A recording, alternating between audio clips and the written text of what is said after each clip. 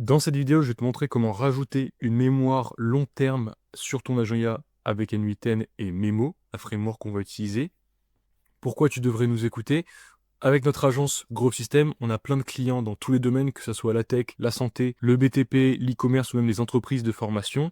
Et tout ce qu'on partage est gratuit et accessible directement dans notre communauté. Comme je te l'ai dit, toutes les templates sont dans notre communauté. Maintenant, si tu as un projet IA et que tu es une entreprise et que tu aimerais travailler avec moi, il y a un lien dans la description pour prendre un rendez-vous pour qu'on puisse discuter de ton projet. Donc maintenant, passons au vif du sujet. Je vais te montrer comment implémenter une framework avec N8N. Je n'ai vu personne parler de cette framework qui est Memo et surtout de son implémentation aujourd'hui avec les agents IA sur N8N. Donc concrètement, on va parler de cet outil qui est Memo et de son architecture. Pourquoi c'est avantageux d'avoir cette interface mémoire grâce à Memo. Et je vais te montrer un cas concret avec un agent IA sur N8N avec Memo. Donc Memo, c'est quoi? C'est une interface que tu peux rajouter à tous tes agents IA. Là, on va la rajouter sur N8N, mais ça peut être d'autres agents que tu aurais construits sur PyDantic ou d'autres frameworks. L'idée même de cet outil est de rajouter une interface mémoire et ainsi pouvoir améliorer le contexte lié à un agent IA. Parce qu'aujourd'hui, l'un des plus gros problèmes, c'est les hallucinations liées au contexte manquant que peut avoir un agent IA. Et Memo vient résoudre ce problème et je vais te montrer comment. Donc comme je te l'ai dit, ça vient résoudre ce problème d'hallucination dû au manque de contexte.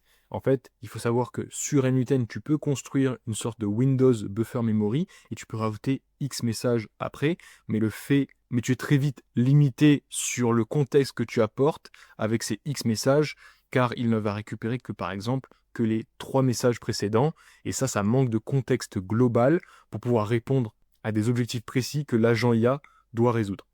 Et ainsi, pour que tu comprennes mieux cette architecture et cet outil et vraiment l'utilité de celui-ci, je vais t'expliquer deux choses, la mémoire à court terme et la mémoire long terme implémentée au niveau des agents IA. Concrètement, aujourd'hui, 90% des implémentations d'agents IA possèdent ce contexte immédiat comme je te l'ai expliqué, c'est-à-dire l'historique de conversation, et là, les 3 à 5 messages maximum en mémoire que tu peux mettre. Et ensuite, il y a aussi des variables temporaires comme qui a envoyé message, donc si le rôle est user, le rôle est assistant, et quoi a été envoyé, c'est-à-dire le message et le contenu du message. Et on a surtout le sujet de la conversation à l'instant T. Ce qui est problématique quand on veut répondre à des questions de personnalisation, de préférence ou même de la persistance de la mémoire sur le long terme.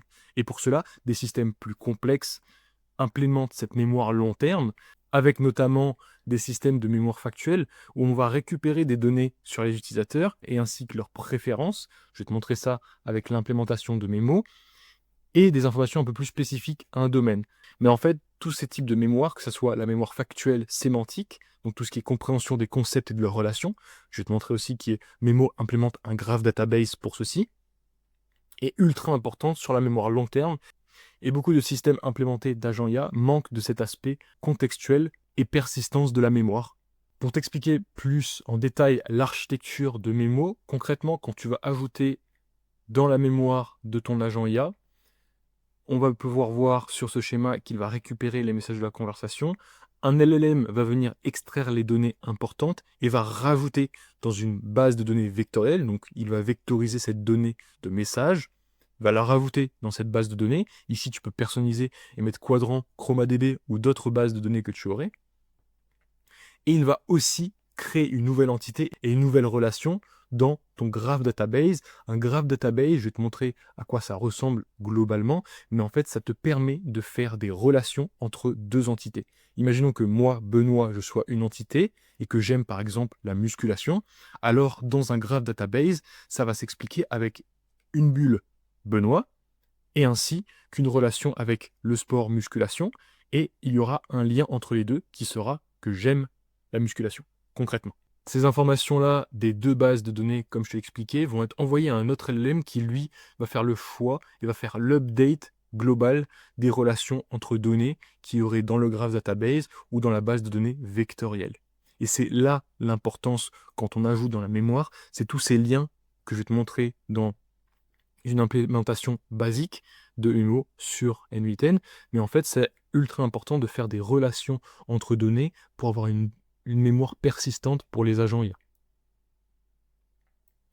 Il y a aussi une fonctionnalité clé dans Memo, c'est la recherche dans la mémoire, et cette recherche se base sur une requête que tu pourrais faire. Imaginons que moi, dans ma base de données, j'ai expliqué un jour à un agent IA que j'aimais énormément le sport et la musculation, on va reprendre cet exemple-là, et bien maintenant, avec une query, comme par exemple, quels sont les hobbies de Benoît, un LLM va pouvoir justement traiter cette information-là, la réécrire et l'embedder, c'est-à-dire la vectoriser, pour faire la recherche dans la base de données vectorielle, mais ainsi aussi faire la recherche dans la graph database avec les relations qu'on a eues. Et ainsi fournir un résultat beaucoup plus pertinent et rechercher bien dans la mémoire globale, ainsi que les relations qu'il pourrait y avoir avec Benoît. Et là, il va me fournir, par exemple, du coup, quels sont mes hobbies en query et en requête. Et ben, il va fournir, ce mec adore la musculation.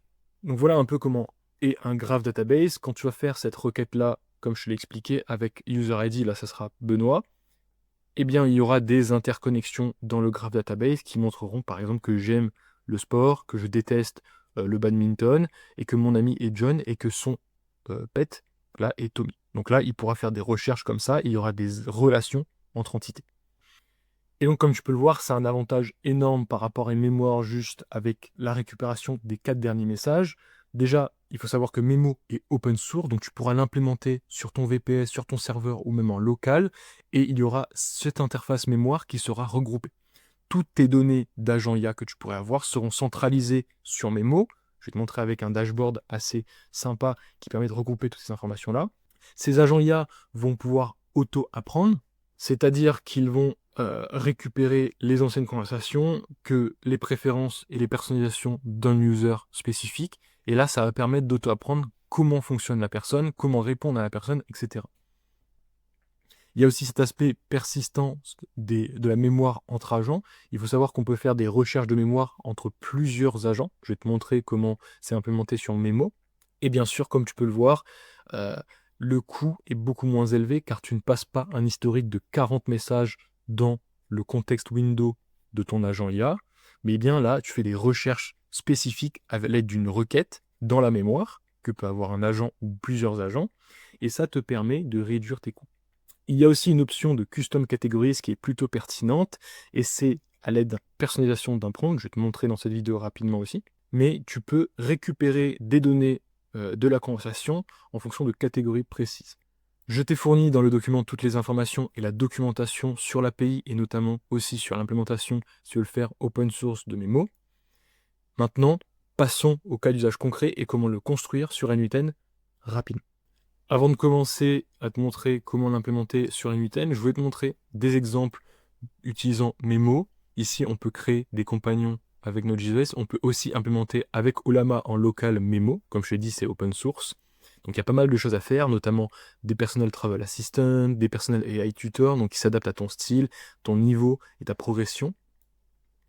Tu peux aussi l'implémenter avec du customer support ou même il y a du multimodal, donc pouvoir faire des recherches dans du texte, dans des images, etc., pour être beaucoup plus euh, épanoui, non, pour être beaucoup plus performant sur le contexte global. Mais tu peux aussi l'ajouter dans des agentic tools, à ce qu'on va faire plus ou moins. Et il y a aussi l'implémentation de mémo à l'aide d'un agent IA qui serait relié à tes mails pour pouvoir les traiter et garder en mémoire certains mails ou pas pour avoir une donnée toujours persistante grâce à cette mémoire. Donc concrètement, comment ça se voit sur le dashboard de Memo? Là, j'ai créé un compte rapidement sur l'interface Memo.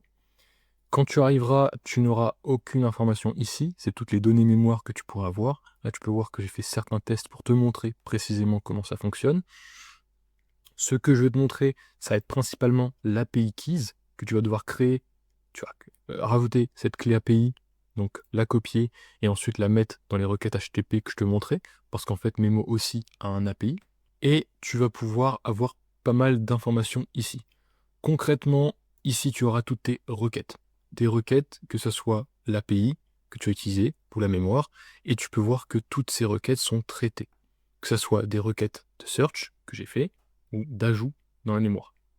Dans Memories, tu vas avoir toutes les informations que tu as pu mettre dans ta mémoire. Là, ici, tu as deux infos importantes et la mémoire qui est aussi avec une catégorie. Imaginons que j'ai rajouté cette information-là, user ID. Donc là, ça va être le nom de l'user. et le nom de la mémoire avec l'agent ID. Donc là, concrètement, comme je te l'expliquais, cette mémoire, cette information, donc que l'agent personnel s'appelle Nicolas, a été mis avec l'agent ID agent personnel. Donc maintenant, l'agent personnel aura cette information-là qu'il est Nicolas. Et c'était avec une conversation avec Benoît, concrètement.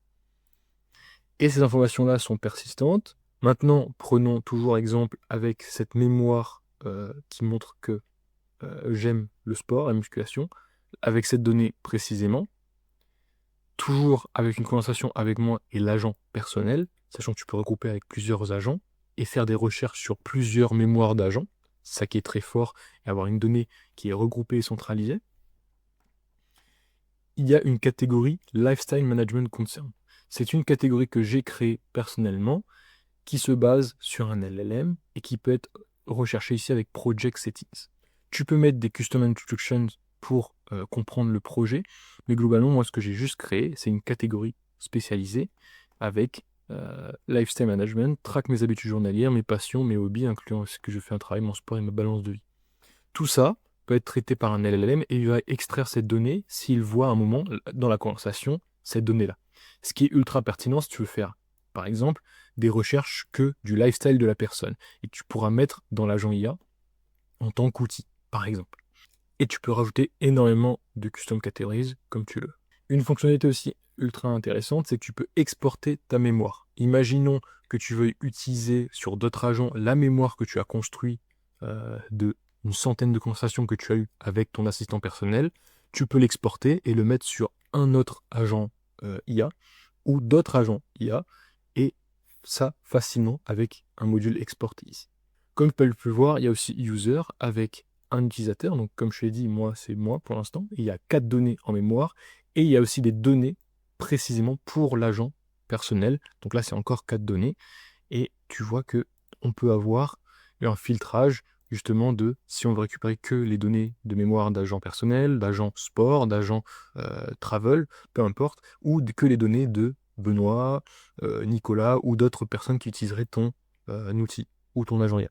Donc maintenant, comme je te l'ai dit, Memo communique et open source, mais tu peux utiliser un API concrètement pour rajouter, là on va faire quelque chose de basique, rajouter de la mémoire et faire de la recherche sur la mémoire. Mais il y a un API complet pour créer des projets, récupérer les users, créer les organisations, bref, plein d'informations que tu pourrais utiliser pour créer quelque chose de beaucoup plus poussé. Là, je vais te montrer les deux endpoints de l'API importants, ajouter mémoire et Search Memories et comment les utiliser. Donc, comment ça se passe directement sur N8N? Alors, j'ai connecté un agent personnel, tu peux le voir qu'il n'a aucune mémoire. C'est justement pour ça qu'on va utiliser la framework Memo. Mais il y a 2 nœuds que je t'ai dit, qu'on va utiliser pour te montrer la puissance. C'est le premier add memory, ici qui est un HTTP. Tu auras bien sûr la template disponible pour pouvoir l'utiliser. Et ensuite, ces informations-là qui te permettent justement de faire les requêtes et la recherche dans la mémoire. Donc comment ça fonctionne? Je vais te montrer justement un exemple. Là, je vais parler vaguement de ce que j'aime. Voilà, je parle comme si c'était un assistant personnel. Ici, il n'a pas besoin de rechercher dans la mémoire, car je ne l'ai pas demandé ce que je faisais, mais il va toujours ajouter dans la mémoire. Ça va se mettre dans la mémoire, et tu peux voir qu'il a exécuté plusieurs fois. Pourquoi? Parce qu'il a mis donc dans l'agent personnel, qui est l'agent que j'ai configuré. Tu pourras mettre plusieurs agents, s'il y a plusieurs agents, mais voilà ce qu'il a mis. User love practicing his free time, ok. Il est fan de faire du sport le matin, avant son travail. Il est enthousiaste. Il croit que le powerlifting développe sa force et sa discipline. Il encourage le workout pour l'énergie et la concentration. Donc voilà un peu toutes les données qu'il a récupérées en envoyant juste une requête. Et toutes ces informations-là ont été envoyées dans la mémoire. Et maintenant, donc là pour te montrer justement que c'est pas lié, alors que là il n'y a même pas de mémoire, mais je vais te montrer que c'est pas lié forcément à la session, donc à la mémoire court terme. Donc là je lui ai demandé une requête rapide. Donc est-ce que tu sais si je préfère? Donc là normalement il a toutes ces informations-là. Là il y a eu des implémentations dans la mémoire, toujours des informations qu'il pourrait avoir, mais il a bien output, tu préfères faire du sport le matin, ce qui n'a pas été mis dans une mémoire globale.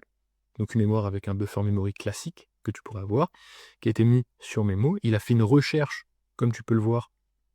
Hop, on va regarder le JSON, même si c'est du texte, mais il va faire une recherche dans la mémoire avec la query préférence sport matin-soir. Il fait sa recherche et il découvre que je préfère le sport le matin. C'est ultra intéressant pour de la personnalisation plus globale, ou même on pourrait interconnecter ça à un agent chatbot de support client. Ça peut être ultra pertinent car on aura une interconnexion entre tous les mémoires de chacun des agents, toutes les interactions que pourrait avoir une personne, un client, sur votre plateforme. Et maintenant, comment rajouter l'API? Je vais vous montrer comment faire dans un premier temps l'ajout de mémoire pour rajouter des informations dans la mémoire. C'est assez simple. Vous pouvez vous baser sur le curl présent ici, donc faire un copier et un mettre directement import curl et le mettre ici. N'oubliez pas le slash à la fin, sinon vous aurez des problèmes de filters au niveau des erreurs. Il faudra bien sûr votre clé API qui est récupérable directement dans API Key sur l'interface du mémo. Create, vous copiez et vous mettez juste là. Et maintenant, on va voir le message ajouté à la mémoire. Donc concrètement, comment ça se figure? Il y a un ajout de message, c'est toujours la même structure, c'est-à-dire un message user et un message assistant. Toujours le faire de ce format avec le rôle assistant et le content. Ceux qui ont déjà manipulé de la mémoire de l'historique de conversation savent que c'est comme ça que réagit la plupart des modèles LLM quand vous le fournissez des informations sur le user, sur l'assistant, comment il répond, le système, etc. Les deux données qui sont importantes ici, c'est l'agent ID et l'user ID. Moi, j'ai préféré mettre quelque chose de plus parlant comme user ID Benoît, et on va rajouter aussi un agent ID, agent personne. Ce qui veut dire que, imaginons que vous créez un autre agent IA, il faudra renommer et mettre une nouvelle clé pour l'agent ID, mais peut-être le même user ID, si c'est le même user ID. Il faudra voir séparément comment stocker cela. Mais ce qui va être intéressant après, c'est que vous pourrez faire de la recherche sur plusieurs mémoires d'agents. Et en fait, il y a plein de paramètres ici que vous pouvez utiliser sur l'API, donc mémoire, pour ajouter de la mémoire. Vous pouvez préciser le run ID, vous pouvez préciser des métadonnées, ce qui est intéressant pour, par exemple, faire tout ce qui est mail et mémoire de mail, pour ajouter la personne envoyée, le CC, qu'est-ce qui est envoyé, etc. Vous pouvez mettre des métadonnées ici, et ça va être ultra intéressant pour faire de la recherche sémantique, parce que derrière, c'est une base de données vectorielle et un graph database qui fait ces recherches-là. Je vous montre basiquement ce que vous pouvez faire, mais derrière, il y a beaucoup de complexité que vous pourrez ajouter facilement. Le deuxième nœud important, c'est le search memory.